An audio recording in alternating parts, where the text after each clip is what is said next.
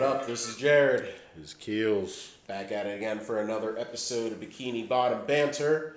And this time, we did Sailor Mouth. Ooh. Another classic. Yeah. An artist unknown. So, for anybody listening or following, if you've watched our episodes, you notice that whenever we curse, there's a dolphin noise. This is the genesis of where that started. Like, literally, so you're probably like, what are you talking about? How this episode got through the censors back then. And it's crazy because you heard about the Dexter's Lab episode where they did the same thing. Yeah, I remember that. That, for some reason, was pulled. That was never aired. It was never aired. And this somehow got through the radar. I have a tinfoil hat theory. What's your theory? I'll keep it 100. I think because SpongeBob, even at this age, it was in its second year. Uh-huh. It was like such a merchandise juggernaut that essentially, hey, listen, are we really going to pull this episode of SpongeBob? Even though it would have gained some media attention. Yeah. They, as sad as it sounds, I think Nickelodeon saw the bigger thing of money, and it's just let's censor it, as opposed to with the Dexter's Lab episode, they didn't really have anything clever to do it. It was legit them cursing, or maybe they cut to it. Go ahead. I was going to say, I think the fact that it was censored with that sound makes it, and also maybe they weren't really cursing. As far as their mouth, them saying it, because if you look at their mouth, you don't really know what they're saying, right? Because it didn't cut away from what they were saying. You can see their mouth moving, but it didn't look like any curse words. You know what I mean? In some shots, in the opening shot where he says Krabs is it could have been 2 words. Okay. It could have been 2 words. It was either MF or it was A-hole. A-hole. Yeah. I thought it was A-hole. Probably. But, I mean, and that's the thing, if you piece this together, I would love if somebody puts I know it's out there, a fan-edited version of an uncensored version where they curse. Yeah. I'd kill for it. Or maybe what if because I know that they would do interviews and stuff, and they would be cursing in their interviews and in their voice. I think that's when they did it. So I wonder if they took anything from that episode script and put it together. You know what I mean? Or with AI now, literally. Yeah. But with AI, it'll be fake. We don't really know what they said. No, I'm saying you can make them say the curse word and then just splice it in. But we don't know what they said. Well, I mean, you have to use best judgment. Yeah. Yeah. Because it could have been anything. That's true. And you're probably like, what do you mean SpongeBob cursing? Well, SpongeBob is taking out the garbage at the Krusty Krab and starts reading, dumpster graffiti.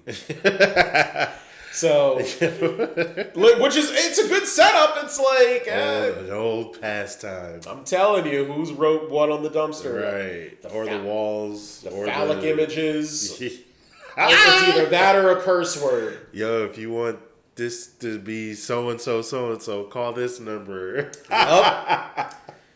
Dumpster writing. Oh my gosh. Yeah, what did he call it? The words of the people? The words of the people, yeah. Oh my gosh. Or what did he say? The diary or the journal of the people? It's something like that. Yeah, that's funny. So he's reading all of them. He's like, oh, Squidward smells. And then it's he writes good right there at the bottom. Nematodes are people too.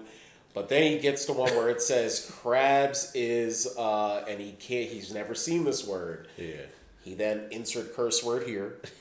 Whatever it is. Whatever it may be. And the dumpster dude, the garbage man, is like, do you kiss your mother with that mouth? So Patrick coincidentally comes in and is like, oh, I know what that word is. That's one of them sentence enhancers. Yeah. Sentence enhancer is such a good term. That's what I'm saying. I'm like, wow. They really were clever with this. So then obviously whenever you listen to Patrick, it's going to either go left or right. When it comes to it's okay. So they're over here just cursing up a blue breeze. Now, for sure, the next day when he comes in, I know what word they said this. Hey, Patrick, how the are you? Really? Good, SpongeBob. Like, Yo. He said, how the are you? So the people of the Krusty Krab are like, all the customers are like, they start tripping. We don't want to be here. All the bad things you've done, and this is what does it? Like, people are sitting there with their mouth wide open. They're like, he said what? Oh, the kids. I thought this was a family restaurant. Oh, my God. The one octopus kid, the kid where it's just like covers SpongeBob was going in. He's like, oh, let me see if you got this order right. You want it? Krabby Patty with fries. The dude who was like midway in eating and the food was stuck in the middle of air, like he's over here frozen. Like, bro, he was frozen. So they all leave, which then Mr. Krabs is like, where did all my customers go? Squidward is like, well, because SpongeBob and friend. And friend was crazy. He didn't even know Patrick's name. Like, dang. He just says, you can't say that word. Don't say it again. Tries to teach him a lesson. He's like, all right, we promise we won't do it again. So you think that, and that's another thing too. You thought the premise would be over then, but then classic, they go to play Eels and Escalators, which is a knockoff of, what is it, Chutes and Ladders? Yeah, so... Patrick's winning. He's getting escalator and SpongeBob's getting eels. It's like if you eels again. Which, debatably, if it's not the dolphin sound, that could be the meme. The eels and escalators thing. It's like, maybe. Oh, the game itself? Yeah. But SpongeBob loses, and that caused him to say MF. Oh. He for sure said MF on that one. He said, mother! Yo, Patrick was like, oh, you said number 11. Because Mr. Krabs told him that there were 13... 13 bad words. Yeah, 13 curse words, and the word that they were saying was number 11. Yup. And so when he said it, Patrick was like, I'm telling on you. And they're running they're running down the street. They're like, Mr. Krabs, Mr. Krabs. Oh, and then they're like, I'm telling on you. You said, and they're like, Patrick's like, I'm you said it. Yo, Patrick at the ice cream truck, when he gets on the back and he's like, see you at the Krusty Krab. It hurts. Oh, no. Yo, when the ice cream truck turns left, that was hilarious. Yo. Bro, you can imagine his heart sank. But he came with ice cream. He came with a cone. He was like... Bro, he came with a cone of ice cream. Yo, mint chocolate chip, too. I was like, I respected Patrick. Yeah, it was mint chocolate chip. But then, they say the bad word, and Mr. Krabs is like, I told you not to say it, and you two of you will be right. Stay here. I'll be back. Oh, another... This could potentially be for favorite joke, too. What do you think he's going to do to us? He'll probably give us 40 lashes. Oh, no. So, 40 lashes is a sailor term for whips. You're going to get spanked. Because even as a kid, I was like, what? But then they cut to what Patrick thinks it is, and it's him with, like, these giant eyebrows. Like, 40 lashes. Oh, no. Like, the sound effect, it literally him just blinking. Right, with like comically large eyelashes. Yo, that was see, but that's why SpongeBob is funny. Quick little visual jokes like that is what makes it funny. So then, he's Mr. Krabs is like, you're gonna have to paint the Krusty Krab from top to bottom. He stubs himself on a rock. And he recites all 13 bad words. Because they were counting them. That was 9. That was number 10. His hands, that's all 13, Patrick. Like, we're going to tell your mother, Mr. Krabs. They went to go tell his mom. So then the same thing where they go and run and just, they tell him, it's like, so then... This is the first appearance of Mr. Krabs' mom, opens the door and just hears 3 grown men just cursing, saying all 13. It's like Mr. Krabs is in the back like, no, it wasn't me. Right. So then it's like, Wow. So she faints. Oh, the savageness of Mr. Krabs. Yeah. Sees a quarter in her pocket and is like, oh, what foul. He digs in her pocket. Bro, like, she won't be needing this anymore. That's crazy he did that. Your own mother. Yeah. Mr. Krabs has no shame. And she obviously wakes back up and says, like, if you're going to talk like sailors, you're going to work like sailors. Has him paint her house. Patrick over here painting the floor with them. They're doing it correctly, but it was just a nice little, like, wrap up. They think she curses. It's actually Old Man Jenkins. And his jalopy. Right. Solid episode. Yeah. When we went through favorite jokes, would you... I think arguably, like, beside the dolphin noises, is there any other meme worthy? Any other meme worthy? Probably the phrase that's just Old Man Jenkins and his jalopy. That's yeah. Probably, yeah. Definitely eels and escalators. That too. That being like a game. Yeah. But that just goes to again where I feel like they dropped the ball on the merch. They could have made that a game. 100% people. That would have been an actual game and people would have bought it. Listen, it ain't too late. Like, it isn't too late. They can always do this. And I think, riding on the coattails of, like, nostalgia and just, like, I'm telling you, I promise you, like, if they made a Flying Dutchman game, if they made an Eels and people would buy it for sure. People would buy it just for the sake of, like, owning a piece of SpongeBob. Make us head of merch. Make us head of merchandising. Yeah, Nickelodeon. Come on now. Make us head of merchandising. We can do it. Come on, man. We have a strategic business plan. Right. Just make everything you created in the show. For real. Buy it. What about paying licensing? Don't worry about it. Literally. Licensing. Licensing. For real. So, would you change anything? Let's see. I would only change one thing. When they're running to the Krusty Krabs, I would have them cursing again like the whole time. They're just like, oh, barnacles or whatever they're going to say. They're just cursing on along the way to the Krusty Krabs, and then they tell on each other. Okay. So that's what I would do. All right. Well. What about you? Any changes?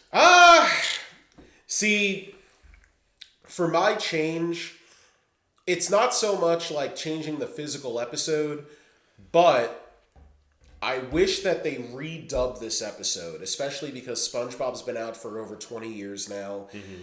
The target audience, which were kids back in like 1999, 2000, 2001, like when these seasons were being crafted and created. Yeah. I feel like, and I think if I'm correct, this is the 25th anniversary of SpongeBob. I think so. So, dang.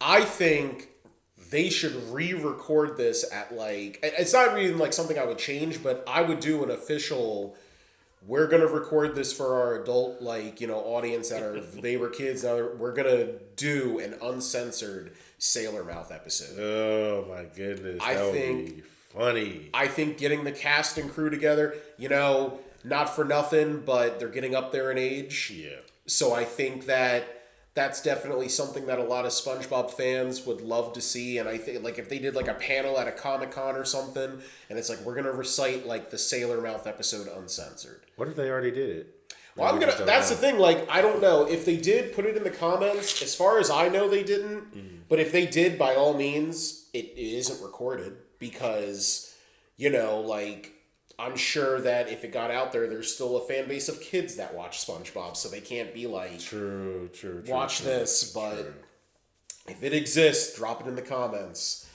So, artist unknown. All right. Now, this episode's another classic where Squidward is teaching an art class at whatever rec center, like a community college-esque like thing in Bikini Bottom. Yeah.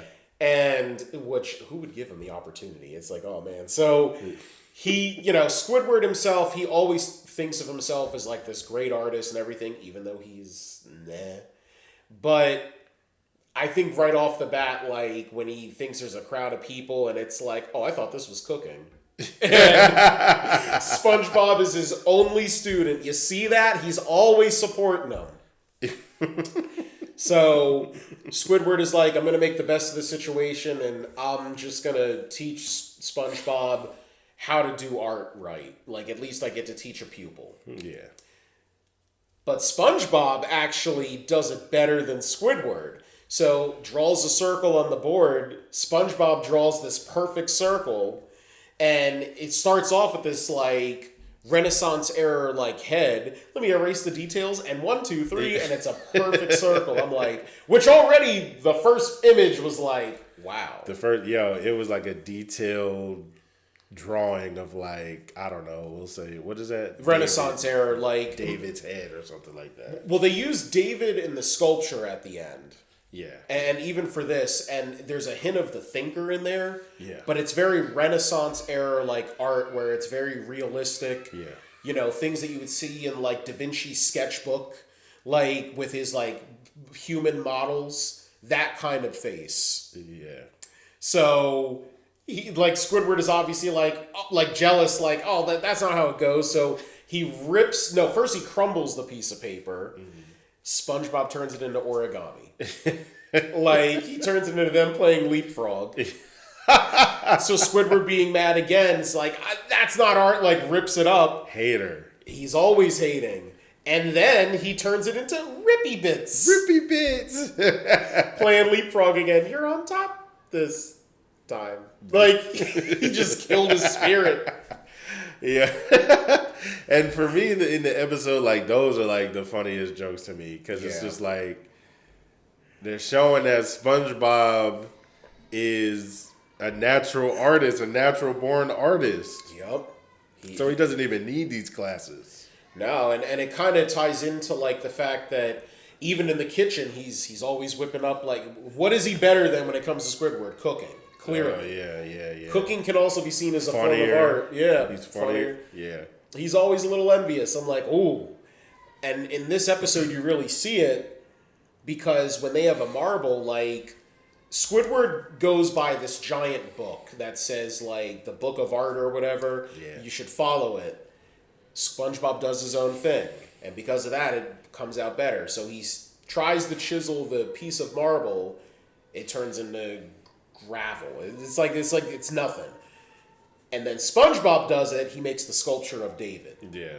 With a perfect censorship. Perfect censorship. With a little seashell right there for when his joke would go. I'm like, wow.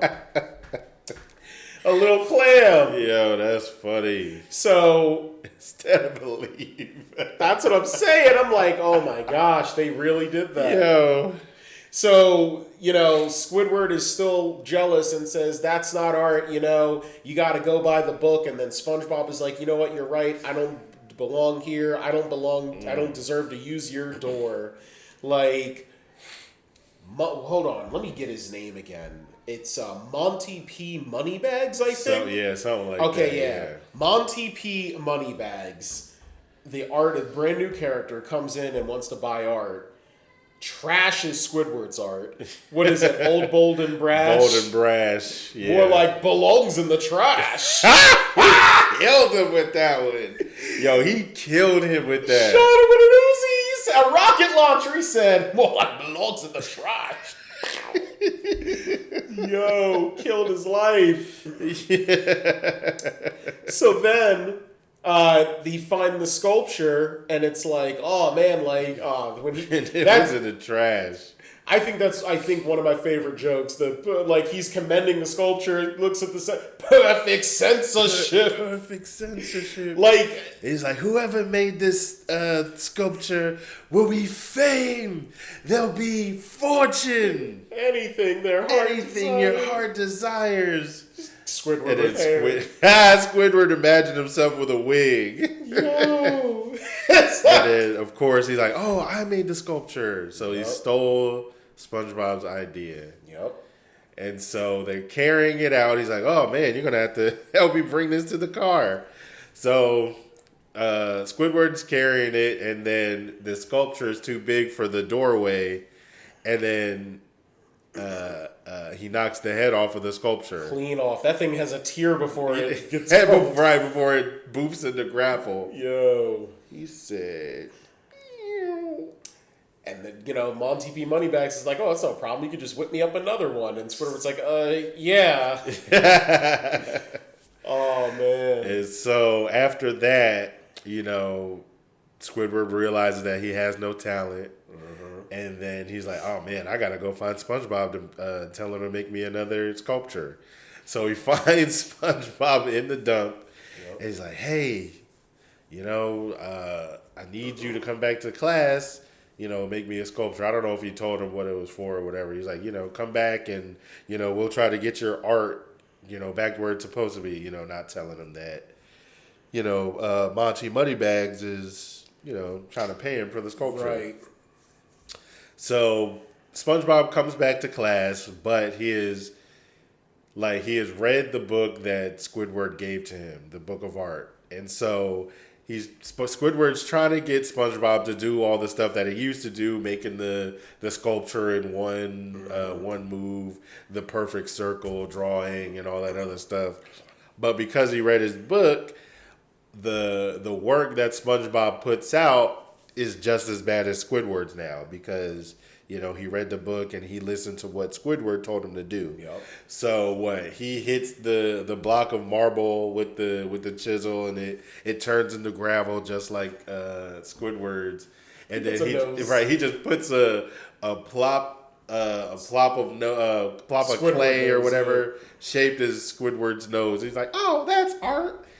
And then he's like, oh God. He's like, what have I done? Yeah, you know what I mean? Well, even throughout that, I was going to say, like, Squidward is alluding to it, like, what does this make you want to do? He does the leapfrog thing, jumping, and he's like, oh, that's not in the book. Man, yeah. Yeah, he gave him his own words. It's like, that's not in the book. And the message of the episode I like is, like, this is an example of, like, doing your own thing and having the creative powers to create art instead of always going by the book.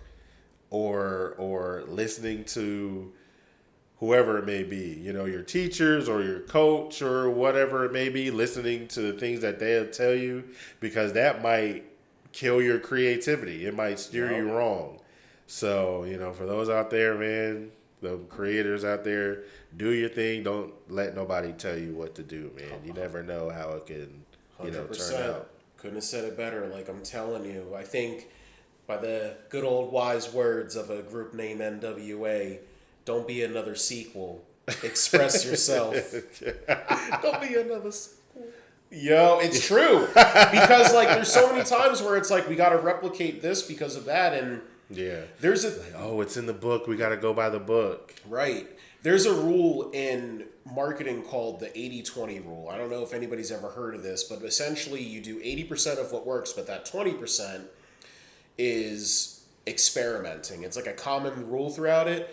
Those 20% ideas sometimes lead to big things where it's like sometimes, some ideas have kickstarted companies, some ideas when it comes to just in general, like you need to have that level of creativity to not be stale. Yeah. And I think that that's really the message. It's like if you follow this book, like you will just constantly be on this trajectory of just like, stale. Yeah, you're right. 1,000%. You're right. Do you have... Now, I had two meme-worthy moments in here. What were they? So, the first one is the hands when he's at the dump and SpongeBob is like, these hands aren't meant to create, they're meant to destroy. I can't look at them. And the two hands literally pop off of SpongeBob's arms. One goes like into a can and it opens the door like, what are these hands about to do? But still, it's like, that's a meme worthy. And then before he breaks the marble, I think when SpongeBob says, I gotta wash the marble, I gotta date the marble, I gotta be the marble. And what do you think for your meme worthy? If I had to say, it would probably be I have to be the marble. I have to be the marble? Okay. Leaning towards that. Yeah. And even at the end, the crazy thing, wouldn't even say like favorite joke, but more of because Squidward is so mad, he does end up making a better sculpture than what SpongeBob created. And it's actually the David sculpture. Like it's legit a 1-to-1 scale of the David sculpture with like, and he gives credit to the janitor. Yeah. Like he says, as of now, he's in charge. Good day to you, sir. So... yeah, ultimately the lesson, would you change anything?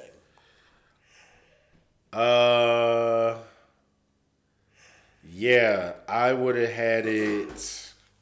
I would have had it go a little bit further. I would have shown it like they're at an art show, and everything is falling apart, and then Squidward, like, oh no, this was actually SpongeBob. Da da da. You know what I mean? I would have had it. I would have had to just go like a little bit further with the premise, so we're just not in the one art room or community room or whatever that was. Okay. And so we get to see like, okay, what's the world that Moneybags comes from? So I would have just, added in to like, oh, it's like a contest or whatever. So, and then, that just introduces more characters. We get to see, more art goobs in Bikini Bottom. I feel like it just would have added more depth to the characters and to the episode and the settings. All right, I respect it. I definitely do have something I would change. So I think when Squidward takes SpongeBob from the dump, the thing that I never got is instead of just alluding to it and banking on SpongeBob doing it, why didn't Squidward just say verbatim? Because SpongeBob is so loyal to him, like, SpongeBob, I need you to do the same sculpture you did last time in the same way. My thing, and it goes back to his pride of just like, he can't admit when he's wrong. So, like, because of that, it's like, listen, this whole premise could have been ended if he just said, and see, that should have been the real argument. It's like, SpongeBob, when you do this, well, that's not what you told me. It's not in the book. Yeah. And even when he says, forget the book, it's like he's trying to do it on his own terms. And I'm like, see, I think that's why it didn't work. Any final thoughts? No final thoughts. All right. So another solid one, Yeah. Definitely Sailor Mouth is definitely one of the episodes that like you can argue that it's gonna definitely be top episode of the season. One of them. Definitely. It's definitely up there. See, we still got a couple more, and that's there's a few more up there, but because what do we go? Sailor Mouth and Band Geeks are definitely the two contenders for like the best. There's definitely going to be more though. There's going to be a couple more. See, I'm still thinking about. Look, I don't know where it's gonna rank, but Wormy still holds a place in my heart. So I don't know. Like Band Geeks, that's always been the trade-off. I don't know who's gonna get the number one spot, but I can tell you right off the bat. So far, Band Geeks is. If we had to do projections, Band Geek is number one. We got to figure out a backup. What is better than Band Geeks? All right. Well, we'll see. We still got some episodes. Yeah, we got a few. Stick with us, team. All right. So until next time, this is Jared. This is Kills. Another episode of Bikini Bottom Banter in the bag. Thanks for tuning in to another fantastic episode of Bikini Bottom Banter. Don't forget to follow Bikini Bottom Banter on TikTok and Instagram for even more content. Subscribe to them on YouTube and Anchor, plus turn on bell notifications to be updated on their latest episode. And if you've got your own jellyfishing stories or favorite SpongeBob moments, remember to share them with us. You might just hear them on our next episode. So until then, stay bubbly, keep smiling, and remember, subscribe to Bikini Bottom Banter to know all the under the sea.